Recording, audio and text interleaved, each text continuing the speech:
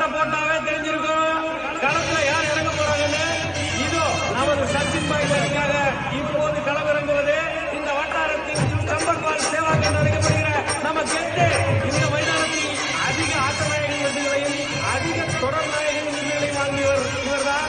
இந்த வட்டாரத்தில் எந்த மைதானமாக இருந்தாலும் இவர்தான் அங்கு ஆட்டநாயகன். அண்ணன் துபாயில வந்தாப்பியா? இந்த வட்டாரத்தின் கம்பர்பால் சேவாக் என்று அழைக்கப்படுகிற நம்ம கெட்டு. இதோ ஜாலி பிரெண்ட்ஸ் விக்கியின் முதல் பந்து நம் சேவாக்கிற்கு.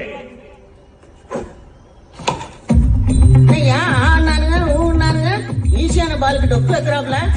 அடிக்கிற அடியில பந்து என் மாமியார் வீட்டுக்கு போயிருக்கணும். மொத பந்தை எப்பவுமே மாப்பிள்ள சாமி கூட்டுருவான், மீதி பந்தை அவன் எடுத்துப்பான். என்னெல்லாம் சொல்றேன் பாருங்க.